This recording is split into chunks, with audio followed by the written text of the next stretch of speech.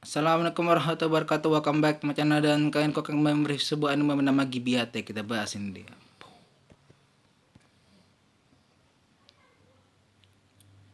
Yang pertama kita masuk ke pembahasan dulu guys ya. Anime ini menceritakan tentang Jepang tahun 2030 di mana terjadi sebuah chaos besar-besaran akibat pandemi virus Gibia yang berasal dari Venesia, Italia. Makanya nama pandemi guys ya. Dan virus tersebut nampak merubah seorang manusia menjadi seekor Gibia guys ya. Yang bisa berubah sesuai dengan siapa yang kena Gibia itu guys ya. Gue nggak mau sedikit ngebahas hal itu karena itu sedikit berbau rasisme ya. Jadi nggak usah dibahas guys ya. Pokoknya yang kena siapa ya dia akan berubah jadi seperti itulah guys ya. Pokoknya itulah. Kemudian kita masuk ke plot hole yang cukup besar guys ya. Dimana anime ini tiba-tiba menceritakan tentang dua orang yang ingin diasingkan ke sebuah pulau. Itu adalah Kenroku dan juga si Sensui. Dimana dua orang tersebut adalah seorang ninja dan juga samurai. Yang kayaknya sih bikin masalah sih guys. Atau emang sengaja diasingkan ya guys ya. Yang tiba-tiba terhempas sebuah badai, entah apa itu, mungkin tuh badai ciptanya Kurumi atau mungkin punyanya Joestar kali ya guys ya. Tahu-tahu mereka itu langsung pindah dimensi ke masa depan tahun 2030 guys ya, dari zaman Edo ke masa depan tahun 2030. Benar-benar nggak nyambung sama sekali guys. Wah. Dan akhirnya pun mau tidak mau mereka pun ya harus mengikuti peraturan di sana guys ya, dimana mereka pun harus berjuang menghadapi Gibia juga, membantu orang-orang di sana dan mencoba untuk mencari vaksin dari virus Gibia guys ya. Kira-kira mampukah Kenroku, Sensui dan juga Kathleen dan teman-temannya mencari atau menemukan vaksin dari virus Gibia?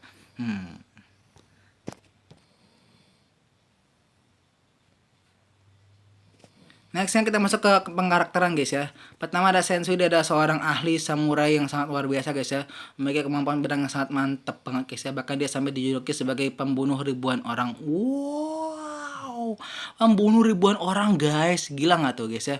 Jadi bisa dibilang udah setara sama Minato belum? Belum ya. Kalau Minato tuh satu ini ya, satu armada guys ya, beda ya. Kemudian bisa dibilang dia itu juga bukan orang yang cukup kalem, baik guys ya, dan juga sangat teliti banget guys ya. Dilihat dari gerakan-gerakannya dia yang sangat lihai dan mantep guys ya. Emang ya namanya juga pembunuh ribuan orang yang udah pasti kayak gitu guys ya. Kemudian ada lagi Kenroku, maaf. Dia adalah seorang ninja yang mampu menguasai berbagai alat yang bahkan baru pertama kali dia lihat itu langsung bisa dikuasain guys ya. Contohnya granat yang pas dia lihat langsung kayak wing gitu guys ya. Mungkin karena emang dia tuh udah pernah ngeliatin atau pernah make bom asap kayak guys ya. Yang konsepnya kan bisa dibilang kan sama guys ya. Kan ninja kan ada itu ya, bom asap guys ya. Yang kayak di Naruto guys ya. Kemudian ada lagi Kathleen, dia adalah seorang gadis yang periang dan baik. Cuma mungkin karena virus Giwa ini membuat si Kathleen ini sedikit tertutup orangnya dan juga mulai sedikit ya agak gimana gitu guys ya, kayak agak pendiam guys ya. Jadi udah agak beda. Tapi dia tetap jadi gadis yang periang kok guys ya. Tetap baik ke sesama orang-orang di sekitarnya guys ya. Kemudian ada lagi Maeda Sang, dia ada supirnya Kathleen, udah tewas akibat dia tertular virus Giwa. By the way, FYI gue tadi lupa bilang, virus Giwa ini hanya akan tertular atau akan membuat manusia itu berubah jadi Gibia kalau orang itu mendengar tetesan suara air guys ya.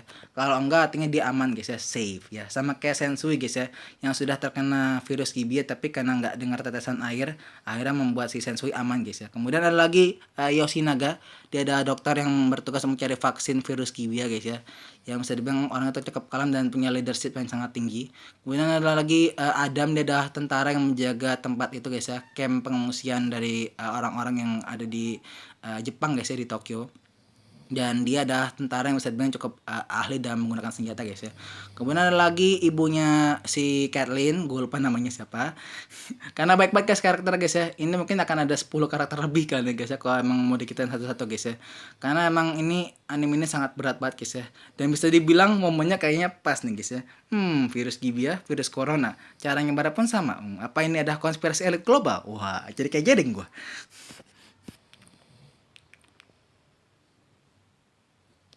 Dan yang terakhir dari segi penilaian guys ya, anime itu sebenarnya bagus banget guys, asli bagus banget guys. Cuma sayangnya karena plot hole besar itu guys, bikin gua kayaknya aduh ragu deh. Emang ini bagus kayak ya? Kok tiba-tiba ada kayak plot hole yang aneh gitu guys ya? Kok tiba-tiba ada orang dari zaman Edo? Bayangin guys ya, zaman Edo tahu-tahu pindah ke tahun 2030 guys. Itu bisa dibilang gak masuk akal gitu. Maksudnya walaupun emang mereka mau mencari seorang petarung mungkin yang emang ahli bertarung untuk menghadapi para gibi yang benar-benar buas banget guys ya. ya mungkin carilah mungkin orang-orang di tahun 2030 itu yang jago bertarung, ahli bela diri, Yayan Nuryan kek, siapa kek, guys ya. Yang jelas ya orang dari zaman itu daripada nyari jauh-jauh ke zaman Edo cuma buat nyari petarung doang tuh menurut gua apa gitu nggak connect gitu, gua masih nggak mikir gitu kalau emang alasan cuma buat nyari petarung yang kayak tadi gua bilang guys ya. Terus habis itu ada lagi dari segi grafis ya, kayak anime-anime jadul guys ya, tipe-tipe anime kayak Bleach. Terus habis itu ada lagi satu kayak Haji Haji Mino Ippo kalau nggak salah guys ya, grafisnya dia.